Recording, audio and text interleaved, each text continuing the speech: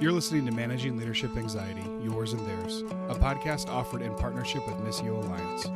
Each episode, we discuss internal and relational pressures, how they block effective leadership, and how we can move through them to a greater health. And now your host, Steve Katz. All right, folks. Hey, without any further ado, I want to introduce my guest, Dr. Heather Thompson-Day. Heather and I just met. We do not know each other personally, but I've been following Heather's work on Twitter for quite a while.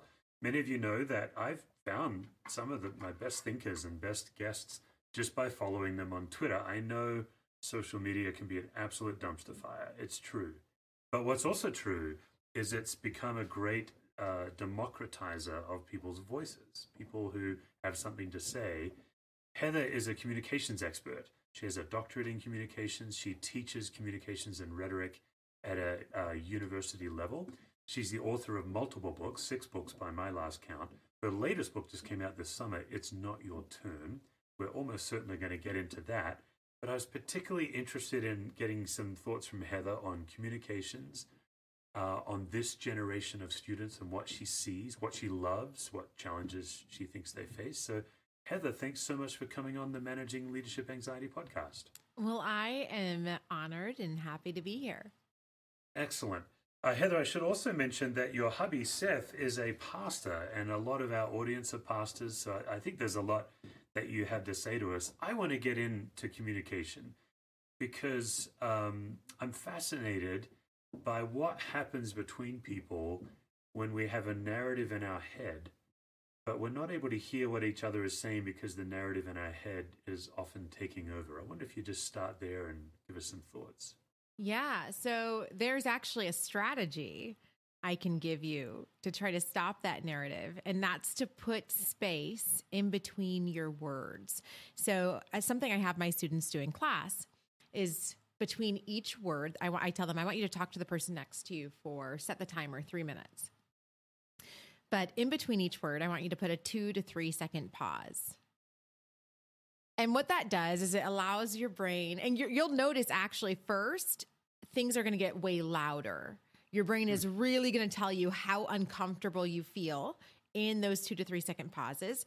And then you'll start to feel more natural and find your groove. And what it's going to do is allow your brain to select the word you actually want to use instead of filler words that we tend to use that have no real meaning to the message. So this is actually a really good strategy to use if you're arguing with somebody. So instead of dumping everything that person ever did wrong into the current argument, it makes you just say, I am hurt, right? And so now we get to the actual core of what I'm experiencing, and it also allows me to focus my own thoughts and reduce all the anxiety that I'm experiencing and say, what am I actually trying to say? And in as few words as possible, because I have to put a 2 to 3 second pause, how do I say that? So when you're coaching people to have, let's say, an argument, or they're getting into an argument, are you actually coaching both sides to massively slow down their word usage and pace? Yes, I think we have to, because we don't want to. What happens is emotions can take over, and then we end up saying things that we don't even mean. And then while the other person is talking, I'm thinking about what I'm going to say next. So another thing that I would tell people to do is you can only talk for like 20 to 30 seconds, which your brain only remembers about 20 to 30 seconds worth of information anyway, pastors. So remember, as you're writing a sermon, this is important, because I tell people, if you're writing a sermon, the only thing people are going to remember in your 30 minutes is 30 seconds. So how do you control what those 30 seconds were? And you can only do that if you really know what you're trying to say, and then you say it several different ways so that they fully understand. So something I tell people is, you're going to talk, each person can talk for 20 to 30 seconds. And then when you respond, you can only respond to something that person just said. And that's how we practice active listening.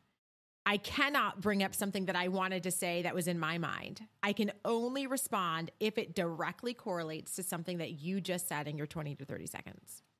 So you quite famously have a wonderful set of tweets and Instagrams about your marriage. Like it's just I fun, do that a lot. Yeah, it's fun. It's fun and funny. Is that how you and your husband also try to resolve conflict? Is extremely slowly?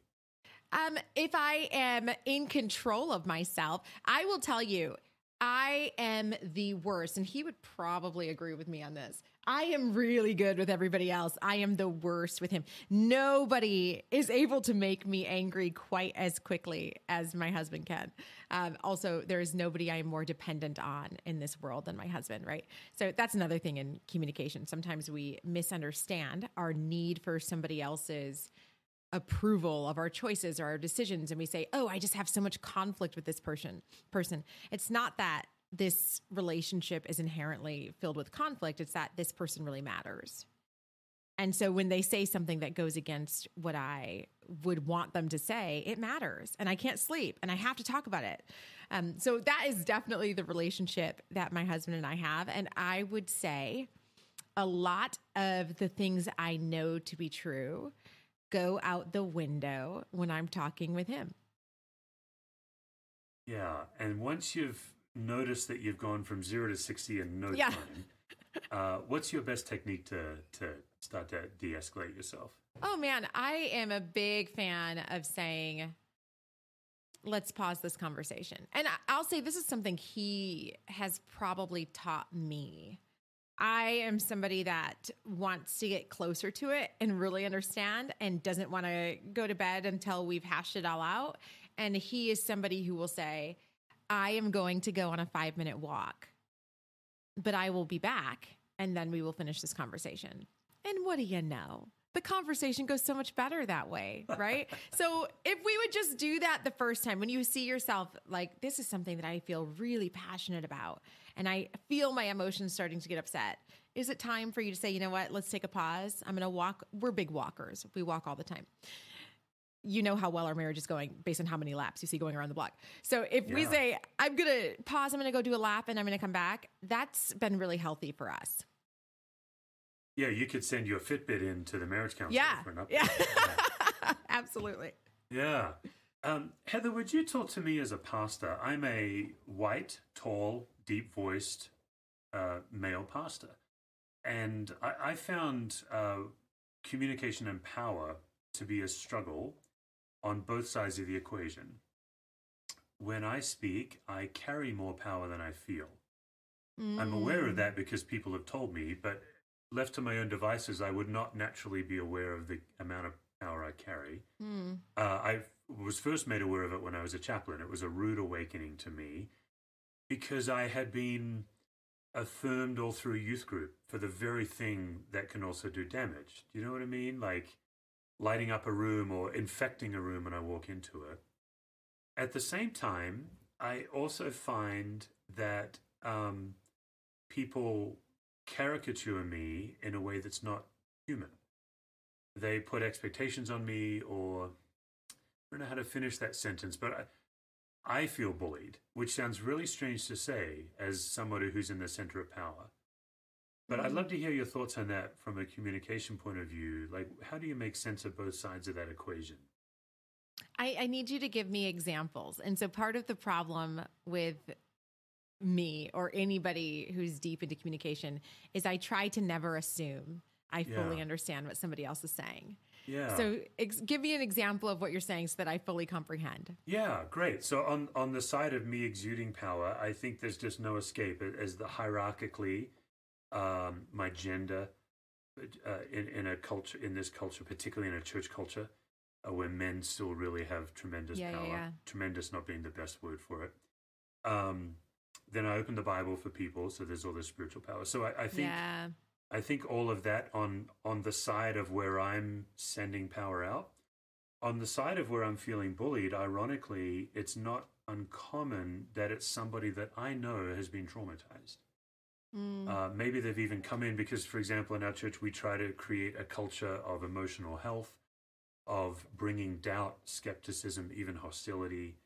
All of the deconstructionists, I went through quite an intense deconstruction myself in the 90s after my chaplaincy. So we have great empathy for that world. Therefore, we do reach a lot of traumatized people who it feels like they're easily triggered by a number of things, and then they they can no longer see us for who we are. They're infected. And then they're portraying onto me a caricature of who I really am. And sometimes it's not me. Sometimes I've seen it where they do it to another staff member, for example. But it is typically a hierarchical situation. Mm-hmm. I don't know if that's enough of an example, but yeah, it does help a lot. So you're saying, what do we do? How do we balance it? How do we move toward each other? How do we listen to each other well? Yeah, I think, well, you use the word. I think the great equalizer of power is listening. And I think we spend a lot of time, especially in communication, thinking that the greatest communicators are the greatest orators, are the people, like you said, that can be dynamic and fill a room. And I personally believe the greatest communicators are the greatest listeners. Conversation is very rarely about you convincing other people of who you are.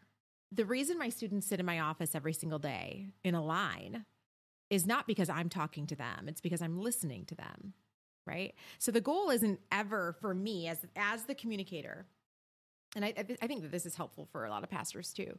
The goal for me in communication isn't to convince people of what I am, but to convince them of what they are. And the best way to do that is to listen to them, right? To really slow down and ask those follow-up questions. That's how somebody really knows whether you're listening anyway. So, somebody says, how are you doing? This just happened to me yesterday with a student. I say, how are you doing? It's kind of a phatic, we would call it in communication, a phatic communication statement. I'm not really asking, right? I'm passing you and I'm acknowledging your presence. And so phatic communication says, hey, how are you? Right? And then I saw her face and she responded and I saw her face and I said, are you okay? I don't know if you're okay. And then she responds and I say, do you want to go sit down? Do you want to talk? Do you have a minute? Right. So we show people that we're actually paying attention to their nonverbals, to their verbals by making time and making space for them. And I think that really helps equalize the power dynamic. I think that that's what we see Christ do really well in Scripture, is make time for the people that are around him.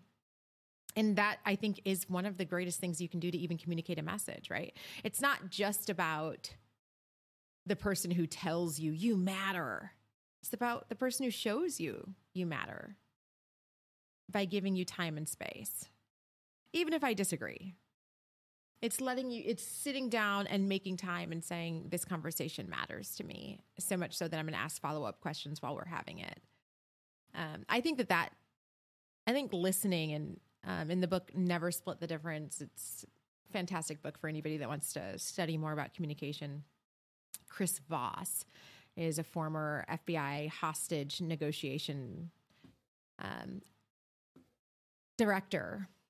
And he talks a lot about the importance of, asking people questions. He talks about tactical empathy, which is where this is actually really good. So sometimes people, especially today, like, never have I heard this in Christianity before until recently, where empathy is now this bad word. What the heck is going on? I can't even. Right. Are people just waking up one day saying, I need to pick on something neat? Like, it's crazy. I can't wrap my mind around how we got here. Okay. However, let me listen to what is being said. So tactical empathy is something that hostage negotiators use. And it's to negotiate sometimes with terrorists, right? And what I think is very valuable is they try to look for listening to the motivations behind someone's behavior. That doesn't mean I'm talking to a terrorist if I'm Chris Voss and I'm the director of the FBI. So this isn't that I'm now agreeing with your point of view. It's that in order to respond to it and move us somewhere in a dialogue, I have to fully understand it.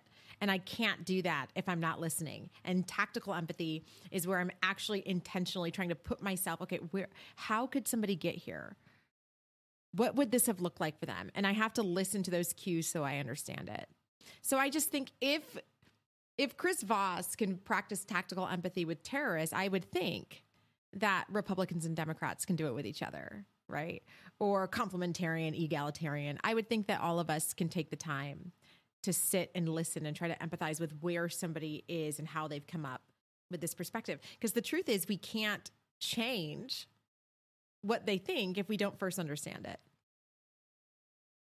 Yeah, Heather, I'm listening to you as you share this, and what's screaming in my head is the current tragedy in the Southern Baptist Convention. I have no experience with the Southern Baptist Convention. I have a number of friends in it. But as we're recording this, we're talking about the simple question, will they acknowledge abuse, rampant abuse, systemic abuse, or will they cover it up? What are you seeing in that? I'm assuming you're following along on some level. I follow because I'm on Twitter, and so I know way more about the SBC than I ever intended to. And I think I'm slightly jaded on almost every organizational power structure, right? And the SBC is the largest, I think, in the United States, right? Yeah. So I just think the bigger we get, the more intentional we have to be. We know just on a personal level how power changes the brain. It's actually a drug. Like there should be warning labels on power. Empathy, talking about empathy, power like deadens your brain to empathy. It shrinks that part of your brain. And so I'm just very skeptical of people who achieve great deals of power who aren't being incredibly intentional about how to keep seeking out humility, how that's going to play out in a human experience. And so that's just true of all like government, all of that, especially I think in the church, it just becomes a very dangerous game that I don't have any desire to get better at. And so I just on a personal sense, and I think as somebody in ministry, I can relate this with pastors. On a personal sense, I would really caution people to not seek powerful ministries, but effective ones. And if we're looking to make an impact, if we're looking for influence and to be effective, we can have that without having massive churches, right? Yeah. You don't need power to be effective.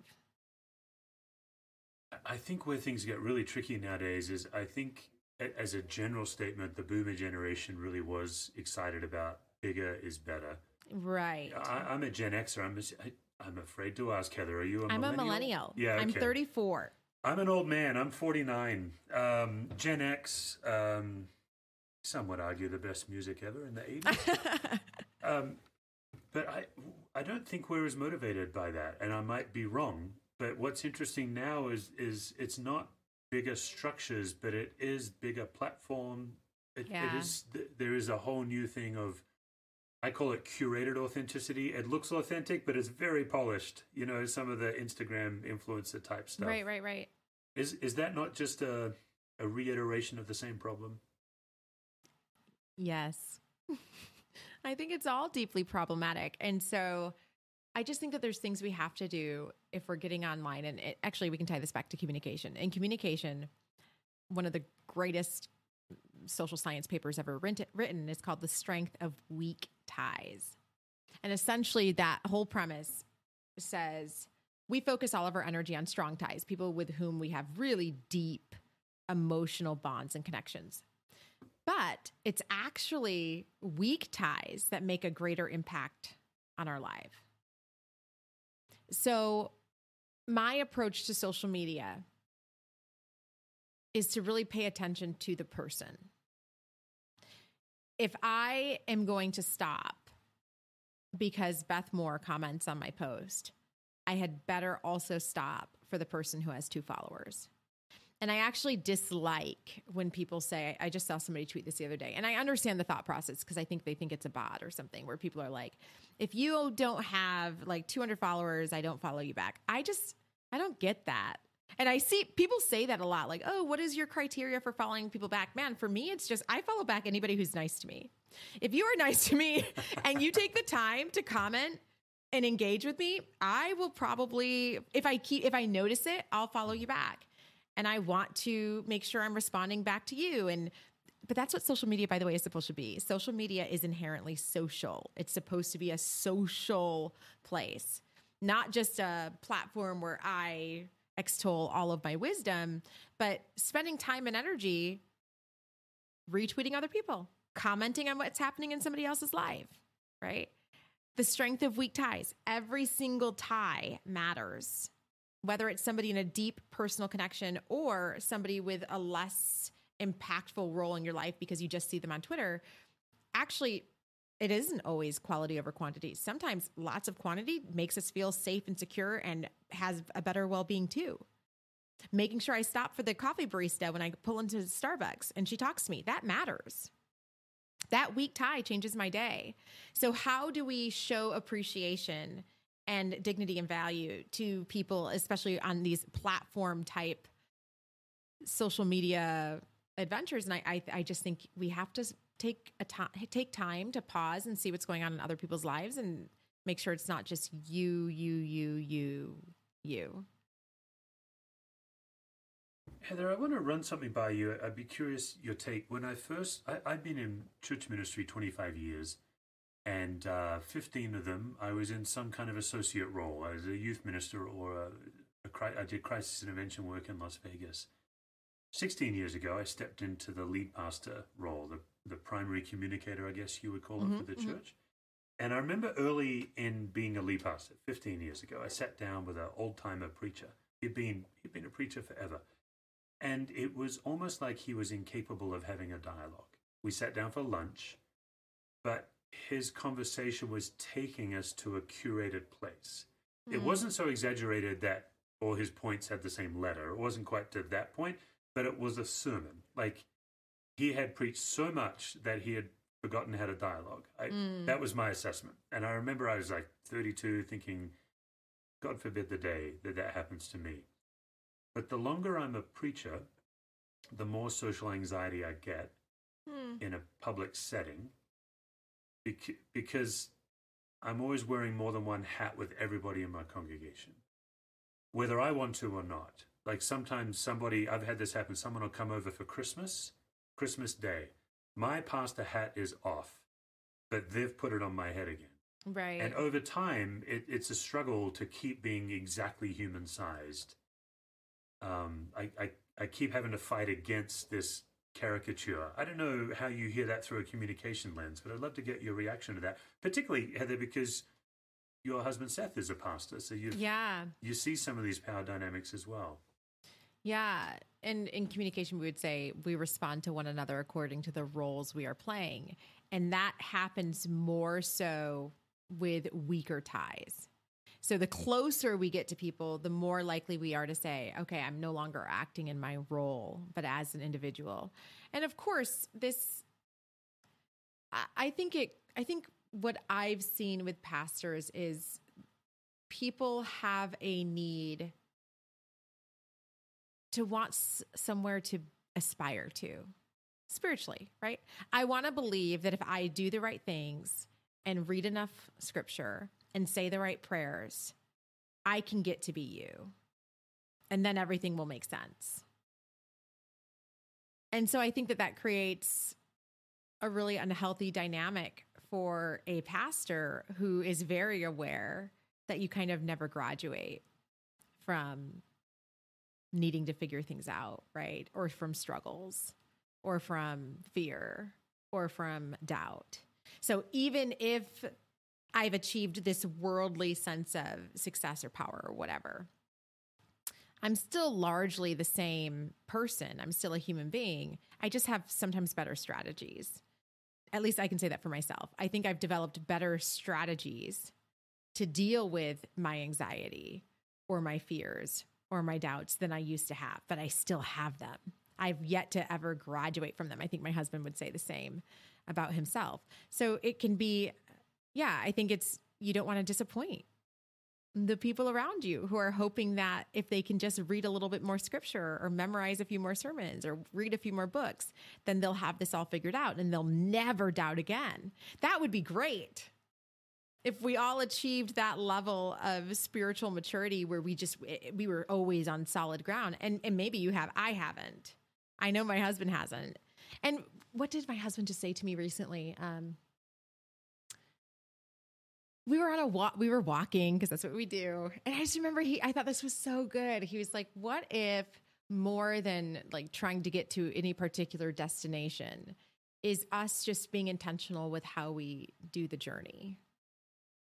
is us just trying to have integrity, even for in this moment in our marriage, us having integrity with how we treat each other and speak to each other and live out where we're at. What if that's the entire point? So even on the bad days where nothing's going right, the only thing I try to control is how I respond to it. And then you're never really behind. Right? It's really, in many ways, the thesis of your latest book, I think, as I'm listening to think you so? flesh that out. What's your take? It sounds like my understanding is the book is all about your integrity and character in the wings. Yeah, I have come to believe that God doesn't need more talented people. I think talent can be easily given. I think he can multiply what you give him. But what he does need is people of character and of integrity and people who are willing to show up for one person. So essentially the whole premise of the book is who we are when it's not our turn is actually more important than who we will be when it is. And it's always your turn. It's always your turn to show up. It is always your turn to have integrity. It is always your turn to make sure that whatever is in your hand, how do you serve that faithfully? Even if it's small, how do I serve faithfully with what is in my hand?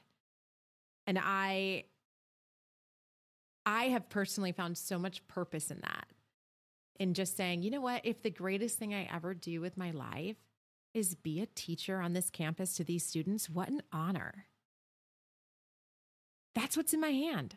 And so how do I show up right here with whatever my pay level is at? How do I show up as if this is the most important thing I will ever do with my entire life? I have found so much purpose and peace in that. And I have found for myself where I feel like, oh, I'm not in my purpose or I don't have peace, it's because I'm looking way too far ahead instead of just looking at what's in my hand and saying, how do I steward this faithfully today? It's give us this day our daily bread, right? We should know it, but yet it's so much harder to actually live out. Well, and I think that's right, especially in a culture that is designed to keep us hungry and unsatisfied. Right. I mean, that's part of it, is we are being discipled by this culture that we live in. Heather, I think the first thing that struck me as I first kind of heard your voice and started to follow your thinking was the way that you always allow context in your communication, not just content. I'm thinking about the tweet that's pinned to your wall right now about the student that came in with a 1.3 or a 1.6 GPA, graduated with high honors simply because she now had a bed. Like it was the first time in her life she had her own bed. It seems to me that's part of what is your power as a professor, is creating a safe place for context to inform content. I'd love to hear your reaction to that. It's funny you say that. In communication, the number one, like every communication class will tell you, content is king. At the end of the day, content is king. I think you're right. I think context is king. You are a different person based on the context.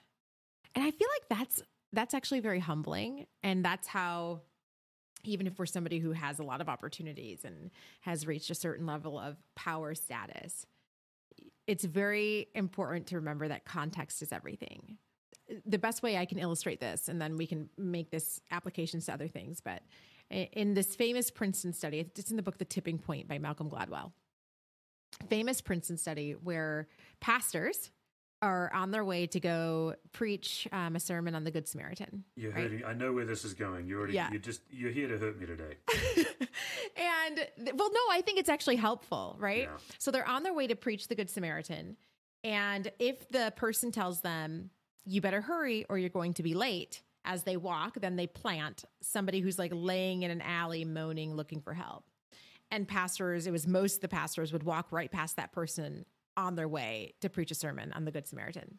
But the pastors who stopped were the ones who were first primed by saying, hey, you're going to get there a little bit early. You have a few extra minutes. So why don't you head on over right now? You'll get there early. It'll be great. And then when they see the person, they stop. So it's not that seminarians or pastors are evil people inflated by power and narcissism and blah, blah, blah. It's that when we go through life rushing we miss the context that's all around us, right? And so much of our choices really are dependent on the context that we find ourselves in. And for me, that's helped me be very connected to myself and the people around me, because I stopped believing. Oh my goodness, I was the worst. I used to believe there were good and bad people.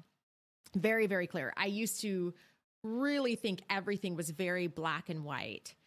But then I met more people and I found more context, and I realized that some things are right most of the time, but maybe not this time, right? Depending on the person and their experience and their context. And it just gave me a better understanding of the world around me, and has made me, I think, really passionate about trying to open other people's eyes to this as well. Because I'll teach a class and I'll have 35 kids, all at the exact same private school, Christian, same time of day, same state. We've all ended up in this room, but yet we've come from totally different contexts. And so as we listen to the exact same information, it's striking different people very differently. And so how do we just stop and say, tell me about the context by which you see this? One of my favorite quotes, and this is why I love the education process, my favorite quote by Sidney J. Harris is, the purpose of education is to turn mirrors into windows. And that's what higher education did for me. I think that's what it's supposed to train people to do, is to not just look in a mirror and say, how do I see this? And how does this affect my context? But to look out the window and say, okay, there's tons of different people. How may they see this differently? And how can that inform how I see it? It's just this really beautiful process that allows you to constantly keep growing based on the people who are around you and come into your sphere. Yeah, I could imagine some people listening to you and just saying to themselves, boy, that sounds like a lot of work, or that sounds really messy. But I would simply make the argument that you're doing all this work anyway, one way or another. It's just a matter of whether it's reactive or whether it's deliberative. I think, Heather, probably the largest leadership lesson of my life, I think, is probably, if I really genuinely want to help someone and be fully present to them, I better be present to myself first. I think I have this twisted version of selflessness that I actually believe is selflessness, and it's really not, like that others-focused thing. But that was the lesson that was forged in me as a chaplain, is when you are in the room with a dying person, you cannot be neutral. You are having an experience. I was a newlywed when I was a chaplain, and I remember getting the beat to rush down to the ER because an ambulance or a helicopter is about to show up. There's going to be someone on a gurney, and then a minute or two later, there's going to be a family. And I would consciously beg God that it wouldn't be my wife on the gurney, which is a completely human, natural thing to ask God for. But then when it wasn't my wife, I'm now celebrating. And you can't be present to someone in pain while you're throwing a party. But if you're not aware of that, you won't be present to them at all, you know? And that's the challenge I face as a pastor, is believing I have the emotional capacity to be as present as God requires to the people that are asking for it. When we wrap up, I'll be making a phone call to a young mum who just discovered her husband has stage 4 cancer. Oh, man. And she's freaking out. And a lot of what I'm doing is managing myself so I can be present. There's no question in there, but that's my response to what you're saying. But you know what I would say? What you've stirred in me is just that's something that I need to work on in myself. And I think this is a flaw of many Christian women, is to put yourself last. Yes. As a white man, I would say yes, that's true. Yeah. And so that's something, even just listening to you talk about that, it was just very convicting of, yeah, I need to make sure that I am serving myself too and know where I'm coming from, because that's what's going to keep me healthy as I continue to serve others. I do think it is a generalization that Christians who are in some kind of a caring industry, which I think you and I are both in, whether you're pastoring or teaching. I think we believe that focusing on others is selfless, and I've come to believe it's not. It's actually, what is it? It's like a distraction from the more difficult work of being present to myself and present to God, I think. But Heather, I do quite a lot of work with Christian women and men in leadership, and I've got two questions for you, specific to men and women. It's alarmed me that when I do inner critic work with people, the story we tell ourselves about ourselves, it's only ever women that say that their inner critic has two messages: you're not enough, and you're too much. And I don't have men that say that. Usually we say you're not enough. There's very few men that ever say you're too much, you need to shrink yourself down. Right. What's your reaction to that dualistic message? There's so much into that, right? I think women go through life, even just if we look on a basic level, you go through life being told you want to be good enough so that someone will pick you. And so it's a constant performance of how can I be good enough that someone will pick me to spend their life with? And that's where my value comes. And that's since we're little kids. That socialization, I mean, you go through middle school and high school waiting to be good enough for people to pick you. And I think that really affects how you see yourself way into adulthood. Whereas men typically go through life saying, who's good enough for me to pick? Right. So there's just very different power structure that happens right from socialization as children. Yeah. That I think impacts us greatly. And then I know for myself, I have spent a lot of my Christian experience up until probably the last 3 years trying to be good enough for God to pick me and trying to earn his approval and his presence. And it is still very difficult for me to believe that God just loves me outside of what I produce for him. Yeah. That is a very difficult concept for me to accept. And I've also just recently discovered that I have a habit of, even like somebody asked me recently, like, oh, let's talk about some of your like painful moments. And I was like, because most of my painful moments, I immediately feel like I have to reframe into, oh, well, this is what this painful moment actually taught me, instead of just like sitting in the fact that this was horrible. Right. And I think I do that to try to even still protect God and his image, because I don't ever want to say to somebody else that God wasn't good enough in whatever painful moment I was experiencing. Right. So I think that this is something that's very true of a lot of female experiences in Christianity. I don't have all the answers as to how we got here. I just know that I've experienced it. And when I talk about it, I just did a women's conference last weekend, and women are always like, oh my, yes. Yeah. This constant need to reframe and to be positive and to seek approval from God. And it can be very exhausting. Yeah. My second question is, as a person of color, what would you want me as a white lead pastor to know that I may or may not know? Obviously, it's a big question. I think in some of it you would have even just said by asking. I think what I would want white pastors to know is that there's a lot that you don't know.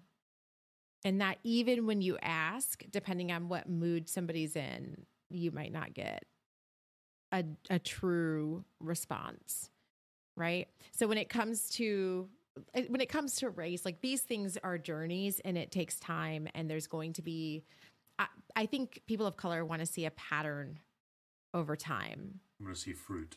Yeah. Instead of just, because my mind immediately went to, like, after George Floyd, white pastors calling their Black members and saying, what can I do better? Right. And that's one, and I think a lot of people appreciated that. And that's one conversation, but how do we continue that conversation?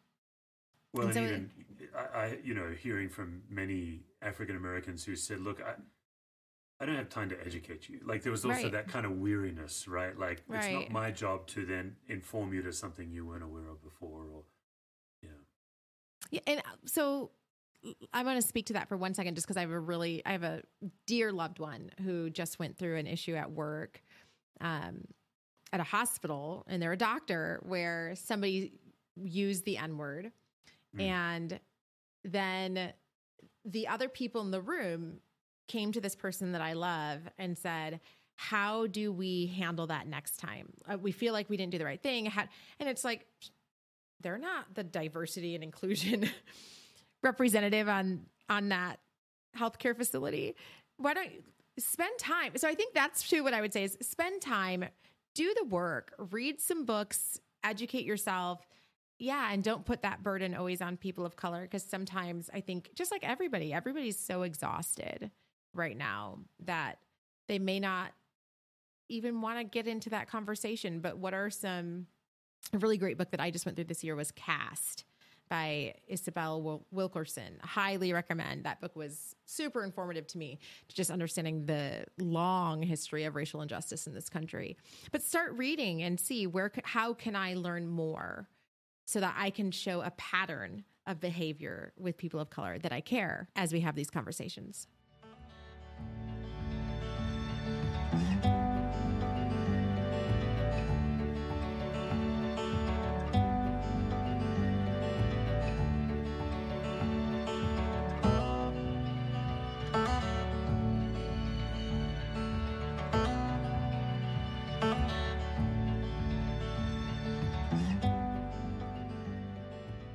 Well, Heather, as you have been warned, I'd like to put all my guests through a gauntlet of leadership anxiety questions. Okay. And before I do, this gauntlet is brought to us by CapableLife.me. So many people are on the emotional health journey. A lot of people are big fans of Enneagram. I think Enneagram is great. But my field is helping us notice our reactivity. Okay. When we're getting reactive and when we're seeing reactivity being contagious in a group. So CapableLife.me is the online community with resources. There's a confidential discussion forum. There's monthly Zooms. Anyone who wants to check it out, you can check it out and join today. And Heather, let's kick off the gauntlet. Just a handful of questions on anxiety. Here's the first one. It's pretty typical for most of us that the same situations generate anxiety. In other words, our anxiety over time, if we notice it, becomes predictable. Would you be willing just to give us one situation in your life that you know is a guarantee it's going to make you anxious? Oh,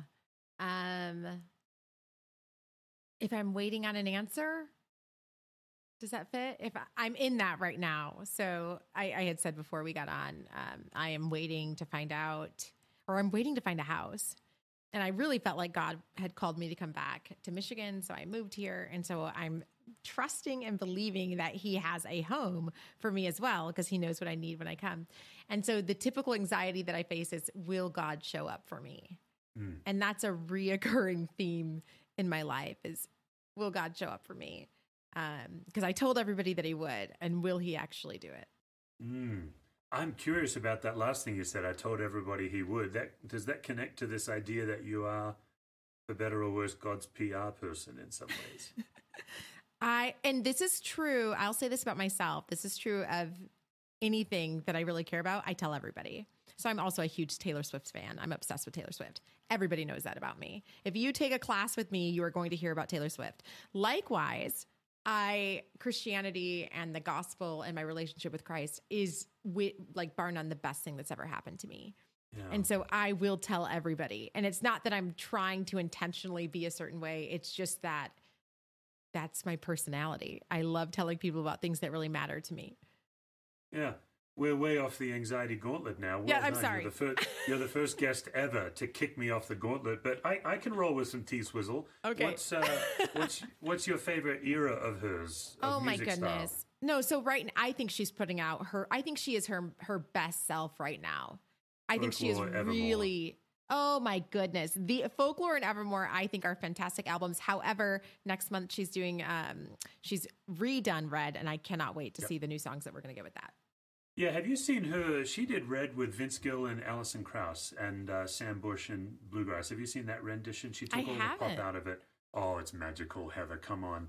Yeah. So, are you familiar with the bluegrass world or the country No. world? So now I'm going to YouTube this afterwards. Yeah. Yeah. So Alison Krauss would be considered. I know of the her. finest. Okay. Yep. And then Vince Gill would be a country star. Okay. And he can sing higher than any girl. It's just Okay. Vince Gill's married to Amy Grant, and he sings the high harmony when they duet. I'm really digressing, but Taylor brought them together. Yeah, with Sam Bush on the mandolin, and they redid Red, and it's a little treat for you during the little break. Thank through the you gauntlet. so much. Yeah. You just made my day. Yeah, excellent. Okay, Heather, the second question is, our body always tells us the truth. It never lies to us. But I do think we struggle to listen to it. So where in your body do you first notice anxiety? Would it be a spinning mind? Would it be a racing heart? Or would it be a tightening gut for you? So by the time I actually notice I have a problem, we are so far gone. So what happens to me is I get horrible gastroenteritis, where it feels like I am about to give birth. I mean, just horrible wrenching of my stomach, and that will last sometimes for about 90 minutes. And I have had that, oh boy, I get it probably a couple times a year. So that's when I always stop and say, oh, we are pushing way too hard. Yeah. I am actually under an incredible amount of stress, and my body is trying to tell me help. And so I say, hey, stomach, thank you so much for trying to protect me and keep me safe. I appreciate that. And here's the things I'm going to do differently. Yeah, just as somebody who coaches in anxiety, I'm just picturing that you've already driven through a number of the warning signs before the cliff. Absolutely. Okay. And I do, and I keep doing it. So yeah. Okay. And another thing we work on here is family of origin. I think as a communication expert, you would have done some work in this area that we carry our family script into every engagement. I wonder if, Heather, would you be willing just to give us one asset that you've inherited from your family? You're like, man, this is a real gift. And then maybe one that's a liability. Oh, asset, I would say storytelling. That is just my dad, I think, is the greatest storyteller I ever knew. And that's something that has really impacted the way I tweet and the way I communicate and the way I write. I always try to use stories in communication. Liability, is we do it on our own. I think that's something that I saw growing up was that, strong people, they do it themselves. And I am trying to undo a lot of that in these last couple of years because I have gastroenteritis and I have no choice. I have learned to say, oh, I'm not supposed to do it on my own. And where is my team? And how am I checking in with them? And who am I accountable to? Right. Yeah. Oh, that's so good, Heather. And you're a young mum too, aren't you? I think you have 3 kids. I have 3 children. Yeah, insane amounts of energy output at that stage of life, right? Yes, it is. It's a total marathon, yeah. Here's my last question: is the theory that perfect love casts out fear? It's impossible to be in the grip of anxiety and in the grip of love at the same time. One displaces the other.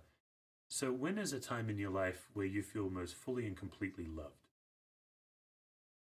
Definitely when I am tucking in my kids at night. And I know it because my whole body responds to it. So I try to really take that in. Lately, it's really hit me that my daughter is 9. So lately I've realized, I have like 5 really good years where this is still happening before, they're just at a new stage and graduating from high school or whatever. And so I'm really trying to not rush through those moments. I'm a rusher. I'm always moving to the next thing. And so I'm trying to be intentional and say, hey, I feel peace right now. And so let me take this in. Let's stretch this out. Let me lay in this bed with them for the next 30 minutes. Why not? Heather Thompson Day. For folks on Twitter, she's one of the best followers you can have on Twitter. As she said, she's passionate about storytelling. And she's so good at it. You can follow Heather at her website, heatherthompsonday.com. Her latest book, It's Not Your Turn. Heather, thank you so much for joining me on the Managing Leadership Anxiety podcast. Thank you, Steve. An honor. For more resources, visit stevecusswords.com or missioalliance.org.